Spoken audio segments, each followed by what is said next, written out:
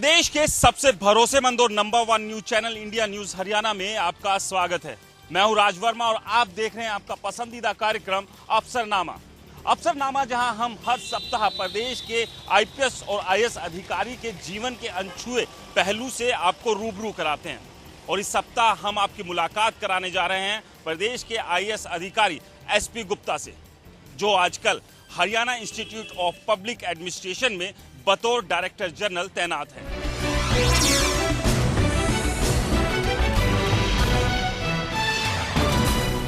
तो हम आप पहुंचे हैं सीनियर आईएएस ऑफिसर और Haryana institute of public administration के डायरेक्टर जनरल एसपी गुप्ता साहब के घर। टेबल पर हेल्दी ब्रेकफास्ट सज चुका है और इस हेल्दी ब्रेकफास्ट के साथ उनकी ज़िंदगी से जुड़े हुए पहलुओं पर अब बात करेंगे। गुप्ता जी, सबसे पहले तो आपका स्वागत है अफसरनामा में।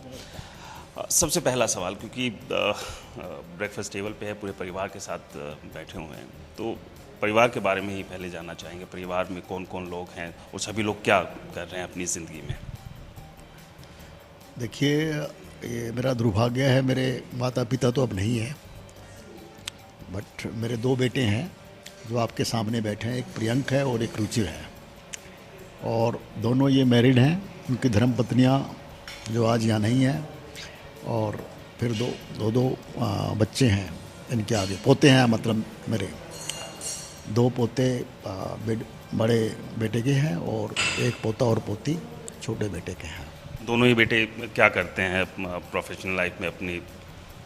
देखिए, इनकी लाइफ भी बड़ी चैलेंजिंग रही है, और जो बड़ा प्रियंक गुप्ता है वो चार्टर्ड अकाउंटेंट है, और उसने अपनी मेहनत के बल पर जो है वो अपना कार्य कर रहा है। कार्य क्षेत्र में वो नौकरी नहीं कर रहे हैं, वो जैसे इन्वेस्टमेंट एडवाइज़र का काम कर सकते हैं, रेशियो एनालिसिस है, पोर्टफोलियो मैनेजमेंट है और शेयर्स का है, वो जो है कार्य कर रहे हैं वो। और एक इन्होंने प्रोजेक्ट श्रीलंका में भी इनका एक प्रोजेक्ट है अपार्टमेंट्स, उसमें भी ये थोड़ा देख रहे हैं वहाँ पर।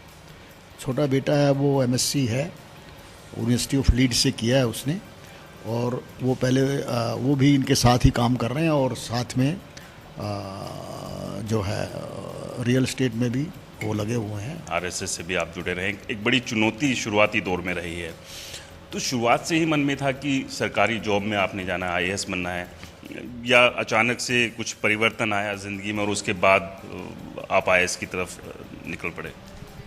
नहीं, देखिए, सर्विस में आने का तो कभी सोचा ही नहीं। मैं शुरू से ही राष्ट्रीय स्वयंसेवक संघ का जो है सदस्य रहा हूँ। यद्यपि मेरे पेरेंट्स जो हैं वो उस विचारधारा के नहीं थे, बट मैं बचपन से ही संघ के कांटेक्ट में आया।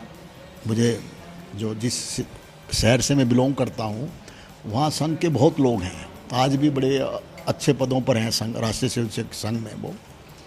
और उनके प्रभाव के कारण मैं कहता हूँ जो आज मैं हूँ वो राष्ट्रीय स्वयंसेवक संघ का एक बहुत बड़ा जो संस्कार और जो कार्य करने का तरीका, बहुत कुछ सीखा है मैंने। कई बार जेल गए और इमरजेंसी में भी रहे, तो उससे ये हुआ हम डिफरेंट लाइन आए।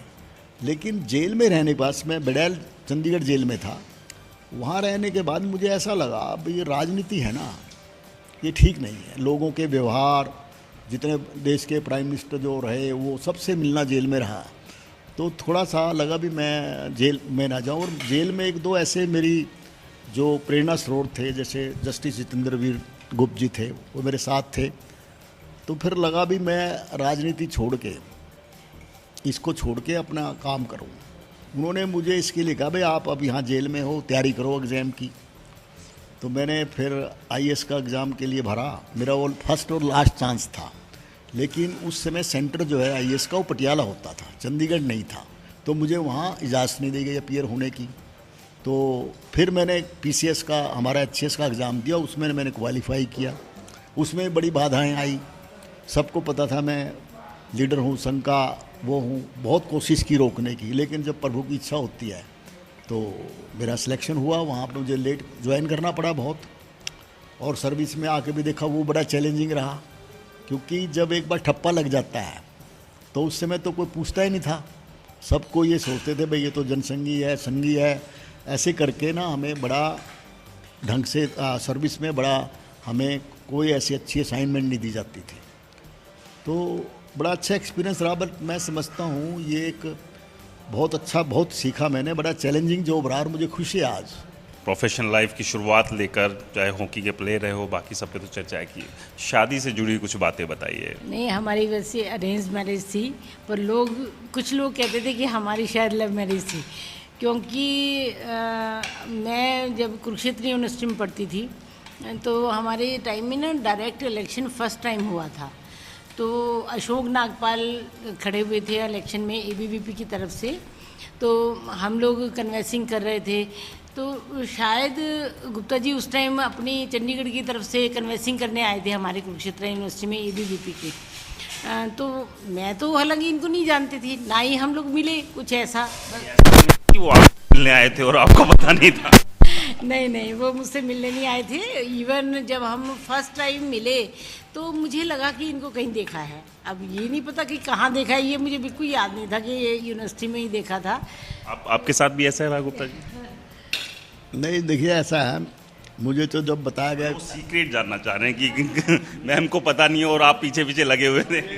विद्यार्थी परिषद के अधिवेशन में थी ये, क्योंकि ये तो मेरे से ज़्यादा संघ परिवार से जितना इनका परिवार जुड़ा है, मैं तो केवल मैं अपने परिवार से मैं ही था केवल, इनका तो सारा परिवार संघ के संस्कारों से जो है ओतप्रोत है।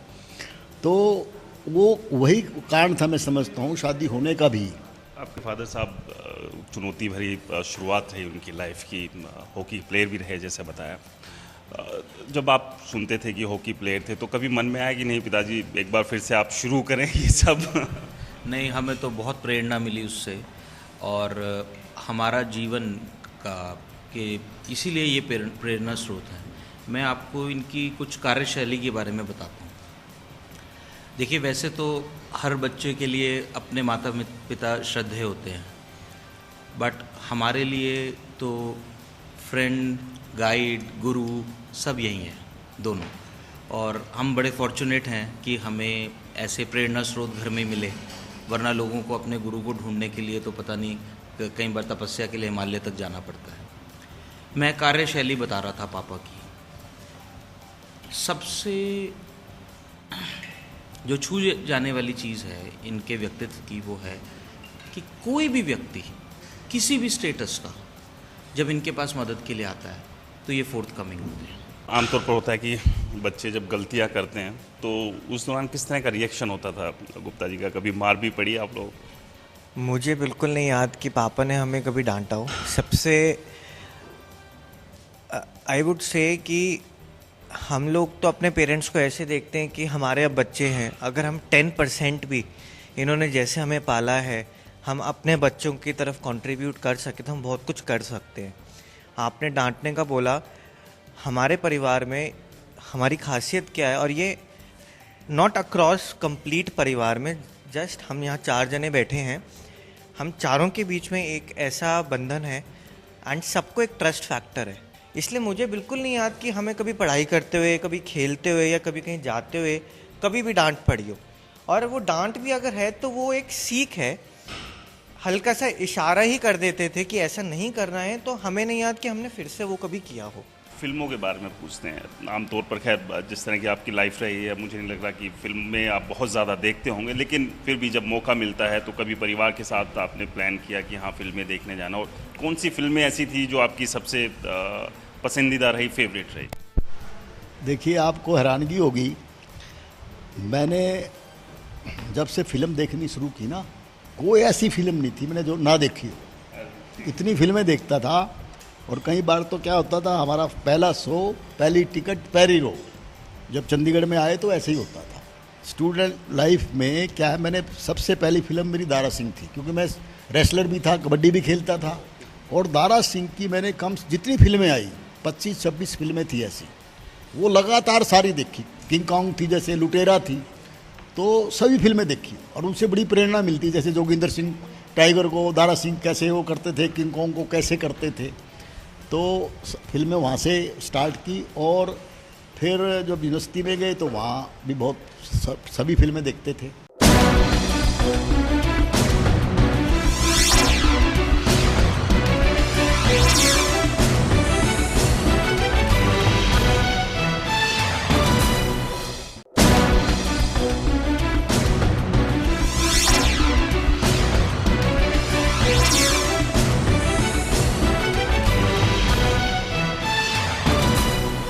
एसपी गुप्ता साहब के घर से निकलकर अब हम उनके ऑफिस की तरफ जा रहे हैं और इस बीच उनसे कुछ और बातों पर चर्चा करेंगे। एसपी गुप्ता साहब फैमिली और प्रोफेशनल जिम्मेदारियों को जिस बखूबी निभाते हैं, उसी तरह से वो जो सोशल रिस्पॉन्सिबिलिटीज़ हैं उसमें भी अपना पूरा सहयोग देते हैं, समय देते हैं। और गुड़गांव में ही एक गौशाला खोली हुई है जहां इस वक्त हम खड़े हुए हैं और यहाँ सैकड़ों की तादाद में गायें हैं जिनकी खुद से वो देखभाल करते हैं। उनका पूरा परिवार इन गायों की देखभाल करता है। सर, आपकी निजी ज़िंदगी से जुड़े कुछ पहलू तो अभी हमने जाने, प्रोफेशनल लाइफ के बारे में अब जानेंगे, लेकिन उस बीच जो ये एक जिम्मेदारी, जो सामाजिक एक जिम्मेदारी है, गायों को आप यहाँ रखते हैं, तो ये कहाँ से मन में आया कि ये गाँव पर गाय जो है उन्हें रखना है, उनकी सेवा करनी है, देखभाल करनी है? देखिए, ये तो जब किसी पर प्रभु की कृपा होती है, ये उसी के परिणाम स्वरूप है। मैं समझता हूँ मैं इस दुनिया में सबसे ज़्यादा भाग्यशाली हूँ और भगवान की मेरे पास इतनी अपार कृपा है जिसके कारण मैं आज गाय माता के गोवंश के सानिध्य में रह रहा हूँ। मैं अपनी धर्मपत्नी के साथ। और ये आइडिया कभी ज़िंदगी में, प्रोफेशनल लाइफ में कभी सोचा ही नहीं भी गाय भी इतनी महान है या उसको ऐसा हमें रहने का मौका मिलेगा। वर्चुअली क्या है, बेटे ने ये फार्म हाउस बनाया था यहाँ पर, और ये मेवात डिस्ट्रिक्ट में आता है, गुड़गांव में नहीं आता ये। और फिर वो एक दिन दिखाने ले आया मुझे, जब सेवानिवृत्त हुए हम, तो देखा तो भाई क्या करोगे। उसने कहा जी मैं फार्म हाउस बोल खेला करेंगे, ये मैं क्या हो जाएगा। तो फिर पत्नी ने कहा, मेरी धर्मपत्नी ने कहा भाई इसको हम गौशाला क्यों ना बना लें। यानी उसकी इच्छा हुई तो ये आज बन गई। और आज देखिए इसको 3 साल बने हुए हैं अभी। कितनी गायें हैं जो यहाँ रहती है, किस तरह का रख रखाव आप यहाँ पर करते हैं? देखिए इसमें 206 गायें हैं आज, गोवंश 206 का है। और जो हमारा मेन जो उद्देश्य था, पहला उद्देश्य वो था गाय जो कटने जाती हैं, क्योंकि मेवात बदनाम है इसके लिए, उन गाय को हम यहाँ शेल्टर दें और उनकी देखभाल करें। इसके अलावा अभी हमने पिछले साल, बल्कि इसी साल अप्रैल में, हमने गो संवर्धन, स्वदेशी गायों का संवर्धन, जो आज समय की मांग है मैं समझता हूँ, उसका स्टार्ट किया। जहाँ हम खड़े हैं ये संवर्धन वाली गायें हैं। हमने साहिवाल, हरियाणवी, राठी, सब प्रकार की जो स्वदेशी गायें हैं उनका हम संवर्धन यहाँ करने का प्रयास कर रहे हैं। और जो नंदी हैं वो भी गाय में, आजकल गाँव में नंदी हैं ही नहीं किसी के पास, पहले होते थे। तो गांव के सभी लोग यहाँ आकर अपनी गाय आगे की वो यहाँ करवाते हैं। तो मैं समझता हूँ ये बहुत अच्छा, बड़ा अच्छा लगता है मन को। और ये बहुत खुशी है क्योंकि ये उसकी इच्छा है, उसकी कृपा हुई है हमारे ऊपर जो हम कर रहे हैं। यहाँ मैं ये जरूर बता दे देना हूँ, इसमें सबसे ज़्यादा कंट्रीब्यूशन तो मेरी धर्मपत्नी का है। वो इस मेरी एब्सेंस में वही देखते हैं जब मैं यहाँ नहीं होता, और सारा कुछ बड़े ठीक ढंग से चल रहा है और बड़ा अच्छा लग रहा है यहाँ पर रहकर भी, और इनके बीच में सानिध्य में इनके रहकर बहुत अच्छा लग रहा है।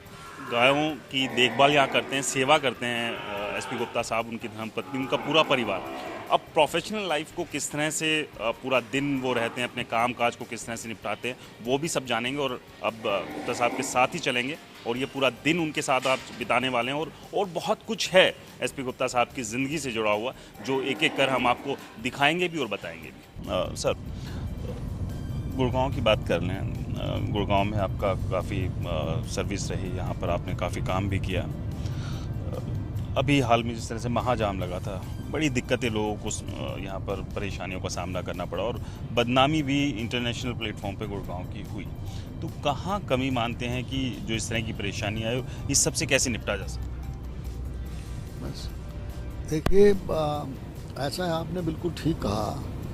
जो ये पीछे जाम लगा, इससे इंटरनेशनली गुड़गांव की नहीं, सारे हरियाणा गवर्नमेंट की बड़ी अजियत हुई है। और इसका मैं समझता हूँ मुख्य कारण यही है कि हम नेचर के अगेंस्ट लड़ाई लड़ रहे हैं, एक्चुअली प्रकृति के अगेंस्ट। अब मैं समझता हूँ अगर इसका परमानेंट सोल्यूशन चाहते हैं तो ड्रेनेज एक्सपर्ट से पूछ लीजिए, किसी से आप कर लीजिए। आप इसका असली तो तरीका यही होगा, इस ड्रेन को ही हम इसको दोबारा से रिवाइव करें। और उसके साथ मेरा ये भी मानना है, कितना ही जोर लगाएं हम, कितना ही आर्टिफिशियली आप इसको ड्रेन बना के करें, कुछ करो, वो नहीं आप कामयाब होंगे। ये परमानेंट सोल्यूशन तो इसका यही है। गुड़गांव अर्बन डेवलपमेंट अथॉरिटी में आप रहे, गुड़गांव को बहुत नज़दीक से आपने देखा। अब जिस तरह से बता रहे हैं कि जीडी आ जाएगा, तो लेकिन पावर होनी चाहिए और सरकार इसे करे, ये बहुत ज़रूरी है। लेकिन क्या आपको लगता है जिस तरह के हालात रहे हैं, सरकार को लेकर, क्या सरकार इतनी सक्षम है कि एक डेवलपमेंट को लेकर हो या डिसीजन मेकिंग की जहाँ बात हो, वहाँ पर सरकार एक सक्षम सरकार के तौर पर दिखाई पड़ रही है कहीं? नहीं, देखिए जैसे मैंने पहले ही कहा, जहाँ तक गुड़गांव का सवाल है, गुरुग्राम का सवाल है, वहाँ पर सरकार जो है बड़ी पॉजिटिव है। और लेकिन अधिकारियों के ऊपर एक अंकुश जिस तरह से सरकार का लगना चाहिए वो नहीं दिख रहा है। ब्यूरोक्रेसी अपने तरह से चल रही है और सरकार अलग, मतलब दोनों ही अलग अलग ट्रैक पर दिखाई दे रहे हैं। नहीं, जब तो मैंने कहा है, अगर ये अथॉरिटी बन जाती है तो सारे ही जो ऑफिसर है यहाँ, फिर वो कोऑर्डिनेट करेगा, सभी ऑफिसर उसके साथ मिलके उसके अधीन कार्य करेंगे, फिर ये प्रॉब्लम नहीं आएगी ना। मतलब ये ब्यूरोक्रेसी लेवल की प्रॉब्लम सारी यहीं ख़त्म हो जाएगी, चंडीगढ़ कोई केस नहीं जाएगा और उसके अध्यक्ष सीएम होंगे। सर, आप उन अधिकारियों में रहे हैं जो गुड़गांव में मेट्रो लाने में अहम भूमिका निभाई थी। मेट्रो आ गई, रैपिड मेट्रो भी गुड़गांव में आ गई, अब पोर्ट टैक्सी लाने की बात चल रही है। क्या लगता है कि ये प्रोजेक्ट गुड़गांव के लिए कितना सक्सेसफुल रहेगा और गुड़गांव को एक विकास के ट्रैक पर ले जाने में कितना अहम होगा ये? नहीं, देखिए बिल्कुल, आपने ये जैम आप दिन प्रतिदिन जैम देखते हो, हम कितना भी सुधार कर लें, ट्रैफिक कितना बढ़ रहा है, तो हमें अल्टरनेट सोर्स तो देखने पड़ेंगे ना। देखिए जैसे यूरोप में है, वहाँ साइकिल ट्रैक है, पेडिस्ट्रियन का अलग ट्रैक है, हमारे यहाँ वैसा नहीं है। तो इसलिए अगर ये कार वाला जो आप प्रपोजल बता रहे हैं, अगर ये हो जाता है, कम से कम ये जो नेशनल हाईवे का एरिया है, इस पर जो ट्रैफिक अगर इस पर कम हो जाता है या इसमें इम्प्रूवमेंट हो जाती है, तो इससे लोगों को बहुत बड़ी राहत मिलेगी और एक अच्छा साबित हो सकता है। क्योंकि मैं इसकी डिटेल में नहीं गया हूँ, लेकिन मैं समझता हूँ अगर जैसे बताया गया पर जो स्कीम में है, अगर वो आ जाता है तो उससे निस्संदेह बहुत बड़ा सुधार हो सकेगा। तो अभी चर्चा एसपी गुप्ता साहब के साथ और भी बाकी है। हम उनके ऑफिस बस पहुंचने वाले हैं और ऑफिस में पूरा दिन कैसे एसपी गुप्ता साहब बिताते हैं आज आपके साथ वो सब भी साझा करेंगे।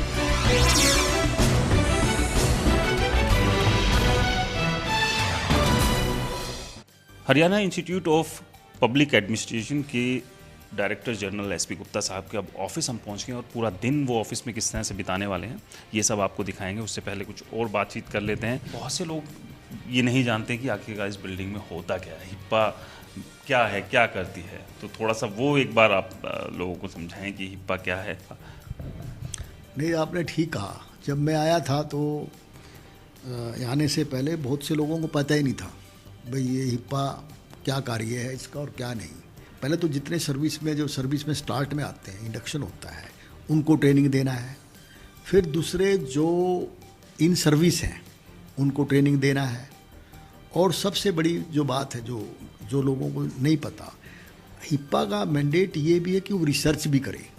जितनी भी समस्याएं स्टेट गवर्नमेंट ने बताए उसके ऊपर स्टडी करे, पर उस पर अपनी रिपोर्ट दे और किसी भी सब्जेक्ट कर ऊपर रिसर्च करे। ट्रेनिंग की बात कर रहे हैं, किस तरह की ट्रेनिंग होती है, किन बातों का ध्यान रखा जाता है, क्या कुछ इस ट्रेनिंग में बताया और समझाया जाता है? देखिए, ट्रेनिंग में जो इंडक्शन कोर्सेज होते हैं जैसे IAS के हैं, RPS के, मैं ये भी बता देना चाहता हूँ, पहले यहाँ स्टेट के ट्रेनिंग होती थी, लेकिन अब यहाँ ऑल इंडिया सर्विसेज की जैसे IAS की हैं, IPS की हैं, उनकी भी इंडक्शन ट्रेनिंग वो भी यहाँ पर होती है।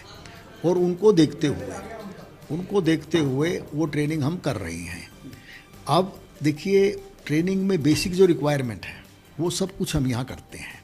कितना स्टाफ है और क्या लगता है कि इसे और बढ़ाया जाना चाहिए ताकि और बेहतर सर्विसेज, बेहतर फैसिलिटीज़, बेहतर जो ट्रेनिंग वो दी जा सके? नहीं, स्टाफ की मैं समझता हूँ, देखिए हम ज़्यादा इसका जो है एस्टेब्लिशमेंट का बहुत ज़्यादा नहीं रखना चाहते। जब हम टेक्नोलॉजी को यूज़ कर रहे हैं, स्टाफ की उसमें जरूरत, टेक्नोलॉजी को यूज़ करेंगे तो आप उसको इसमें आप उस सोशल ऑब्जेक्टिव को भाई एम्प्लॉयमेंट जनरेशन करो, वो ट्रेनिंग के साथ नहीं चल सकता। हम लोगों को कह सकते हैं भाई आप एम्प्लॉयमेंट के लिए आप वो जो प्राइम मिनिस्टर ने स्टार्टअप प्रोजेक्ट चलाए हैं उसको करिए, स्किल डेवलपमेंट करिए, वो हम देते हैं भाई कैसे एम्प्लॉयमेंट जनरेशन होगा। लेकिन हमारे पास स्टाफ की हमें ये नहीं, क्योंकि हम ज़्यादा अच्छा वो समझते हैं कि भाई हम यहाँ पर आदमी गेस्ट फैकल्टी बाहर से जो एक्सपर्ट हैं उनको बुलाएं। आपकी बहुत लंबी सर्विस रही है, सीनियर IAS अधिकारी आप रहे हैं। जो यूथ IAS या IPS बनना चाहते हैं उन्हें कोई आप एक मैसेज देना चाहे कि किस तरह से वो प्लान कर सकते हैं अपनी लाइफ को और एक बेहतर आईएएस और आईपीएस बनने की तरफ वो सोच सकते हैं या आगे बढ़ सकते हैं? देखिए, मेरा उनको एक ही मैसेज होता है आज के समय में, ऐसी नई चीज़ करो आप जिससे आपकी पहचान बने, लोगों का भला हो। मैं उनको एक सबसे ज़्यादा जो प्रिंसिपल पे कहता हूँ, मैं जितना आप अच्छा करोगे, आप लोगों के बारे में सोचोगे, गरीब से गरीब आदमी को जब तक आप उसकी नहीं सुनोगे, आप बिल्कुल भी गैप मत रखो, ग्राउंड रियलिटीज़ को देखते हुए उनकी सुनो, उनका भला करो, तो ये मान के चलिए आपका सबसे बड़ा भला आपका है, उसके बाद समाज का और देश का है। हम सबसे फीडबैक लेते हैं, हर क्लास का फीडबैक लेते हैं। भाई आपका ये फैकल्टी जो आप फैकल्टी ने जिसने पढ़ाया उसको आप क्या समझते हो, आपको कुछ सुधार चाहते हो, उसकी फीडबैक के बेस पर फिर हम समय समय पर उसमें जो परिवर्तन की ज़रूरत है वो करते हैं और उसका बहुत अच्छा प्रभाव पड़ा है। सर, हमसे बात करने के लिए और ये समय अपना कीमती समय देने के लिए बहुत बहुत धन्यवाद। तो ये था हमारा इस सप्ताह का हिप्पा के डायरेक्टर जनरल एसपी गुप्ता साहब के साथ अफसरनामा। अगले सप्ताह प्रदेश के एक और आईपीएस और आईएएस अधिकारी के साथ एक बार फिर आपके सामने हाजिर होंगे। तब तक के लिए हमें इजाज़त दीजिए, लेकिन आप कहीं मत जाइए। प्रदेश की तमाम खबरों के लिए देखते रहिए इंडिया न्यूज़ हरियाणा।